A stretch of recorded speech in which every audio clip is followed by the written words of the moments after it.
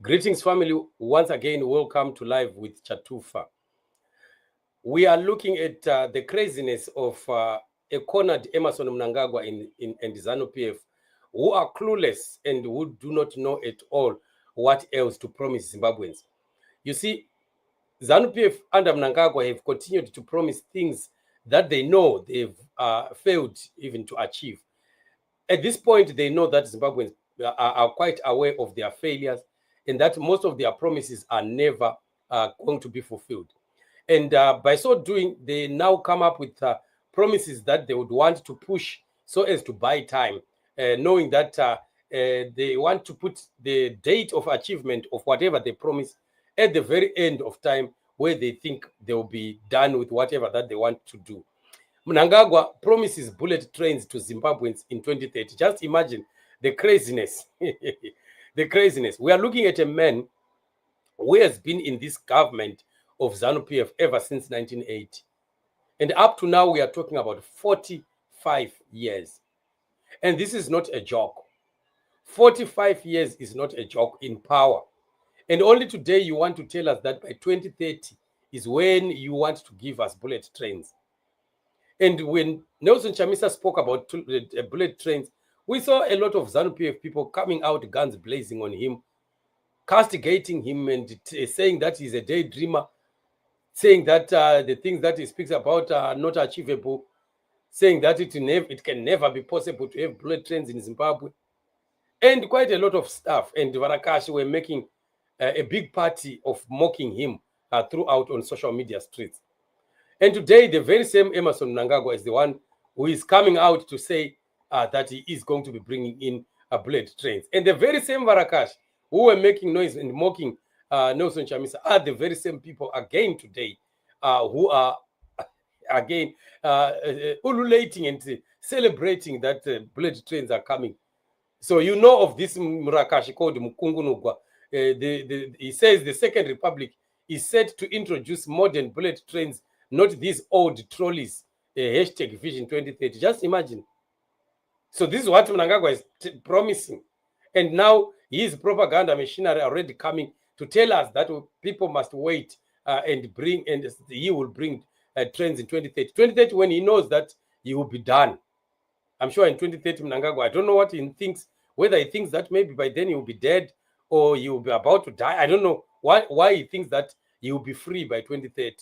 Because if 2030 comes, what is going to be Mnangagwa doing? If, let's say, he continues there until 2030, what will he do in 2030? Is he going to discover that he's still alive and he can't go and then he says 2035 again? Anyway, it's a big pipe dream, like what we've always said. Mnangagwa is not going to reach there. Never. 2028, Mnangagwa won't get there. Right? If he crosses 2025 in 2026, I'm telling you, I don't know what will have happened. So it's quite ironic and, quite very amazing to find that Varakashi are now making noises about a bullet train that they said that was never going to be possible in Zimbabwe. I don't know what they think Mnangagwa would do in differently that would bring these bullet trains. And if they really wanted to bring these bullet trains, since when has ZANU-PF been saying that they are very good friends of China? China is one of the countries that are producing very, very sophisticated bullet trains, very fast. And if they say that they are the best friends and the best of the best with China, why is it for all these years, ever since the time of Mugabe, up to where we are today, Zimbabwe has not managed to have a bullet train? If they are so much in good books with their Chinese counterparts, why not then go to the Chinese and discuss with Chinese and allow Chinese to come and introduce the bullet trains in Zimbabwe? Why has that not happened? Even at a time when the economy was still working, the country still had money, not this broke Mnangagwa government of today. So you can see that they are just so good at talking and promising, but when it comes to implementation, ZANU-PF is a total failure. They've failed even just to maintain, like what we were saying in the show on the main channel. We're talking about them failing even just to maintain what infrastructure that was left by Ian Smith. So if you can't just maintain what somebody else did, how then can you be able to build new things and develop from where somebody left? So this is what it is. It's quite very ironic when we continue to see Mnangagwa thinking that Zimbabwean people are still that gullible, like his Varakashi, who believe in everything that he says. So nobody can be believing this hogwash anymore, because we know what he wants. He just wants to buy time. He wants to promise things that are far-fetched so that people can believe and think that let us wait to see when he does what he has to do. What about all the years that are gone by? What has he done? Even if we may not talk about 1980, we can still talk about 2017. From 2017 to this year, 2024, into 2025, how many years is that? And what is Mnangagwa doing, and what has he achieved? Mnangagwa has not achieved anything from 2017.